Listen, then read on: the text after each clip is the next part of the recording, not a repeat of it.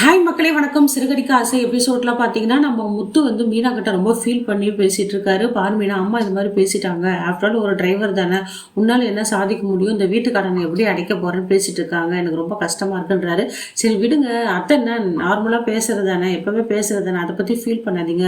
நம்ம என்ன பண்ணி பணத்தை சம்பாதிக்கலாம், கடன் அடைக்கலாம், அதை பற்றி யோசிங்க. தன்னம்பிக்கை தைரியம் ஒரு மனுஷனுக்கு இருந்தால் என்ன வேணா சாதிக்கலாங்க. ஆல்ரெடி நம்மக்கிட்ட 2 வண்டி இருக்குது. அது இல்லாமல் நானும் பூ கட்டி பிஸ்னஸ் பண்ணுறேன். மேலும் இதெல்லாம் பண்ண முடியுமோ நானும் யோசிக்கிறேங்க. ஏங்க அது மட்டும் இல்லாமல் கலாமா சொன்ன மாதிரி அந்த பில்டிங் கன்ஸ்ட்ரக்ஷனில் ஒரு 40 வீடு இருக்குல்ல, அந்த ஆர்டர் பற்றி நான் கேட்கலான்னு இருக்கேன். மேனேஜர் போய் பார்க்கலான்னு இருக்கேன். நீங்கள் என்ன சொல்கிறீங்கன்னு கேட்குறாங்க. உடனே மீனா சொன்ன ஐடியா கேட்டு, முத்து நல்ல ஐடியாவாக இருக்கு மீனா, நீ போய் நாளைக்கு போய் அவரை போய் பாரு பேசுன்னு சொல்கிறாங்க. நம்ம மீனாவும் அந்த பில்டிங் கன்ஸ்ட்ரக்ஷன் மேனேஜரை பார்க்க போகிறாரு. அந்த அந்த நேரத்தில் சிந்தாமணியும் மீனாவுக்கு போட்டியாக வராங்க. இன்னும் மீனா, இங்கே வந்து ஆர்டருக்கு வந்துருக்கியா, சத்தியமாக இது உனக்கு கிடைக்காது, இந்த மேனேஜர் எனக்கு ரொம்ப பழக்கப்பட்டவர், எனக்கு தான் கிடைக்கும்னு சவால் விடுறாங்க. உடனே மீனா வந்து, நான் யாருடைய ஆர்டரையும் தட்டி பறிக்க வரல, என்னோட பூவோட தரமும் எனக்கு மனசு தைரியமும் நம்பிக்கை இருக்குது, அதை வச்சு நேர்மை உண்மையாக இருக்குது, அது கண்டிப்பாக எனக்கு தான் கிடைக்கும்னு சொல்லிட்டு மீனாவும் எதிர் சவாலை சிந்தாமணிக்கு விடுறாங்க.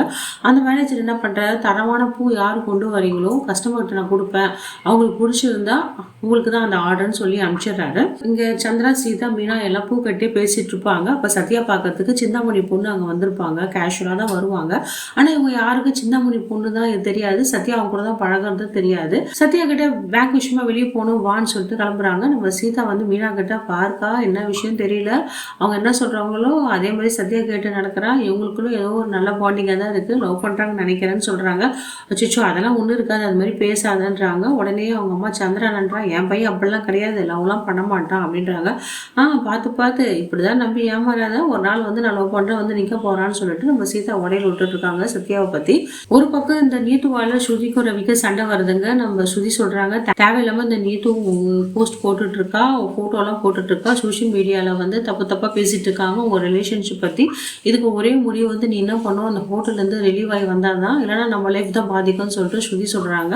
ஒன்று ரவி என்ன சொல்கிறாரு, இதெல்லாம் எதுக்கு தேவையில்லாத பேசிகிட்டு இருக்க, ஊர் உலகத்தில் 1000 பேர் 1000 சொல்லுவாங்க, நீ என்ன நினைக்கிற, அது மாதிரிலாம் நினச்சப்ப நான் வேலையில் ரிசைன் பண்ணிட்டு வர முடியாது ஸ்ருதி, கொஞ்சம் காம் டவுன் ஆகுன்றாரு. அதெல்லாம் என்னால் முடியாதுடா, சீக்கிரம் இந்த விஷயத்துக்கு ஒரு புல் ஸ்டாப் வாங்கின்னு சொல்லிட்டு இவங்க சண்டை போட்டுட்ருக்காங்க ஸ்ருதியும் ரவியும்.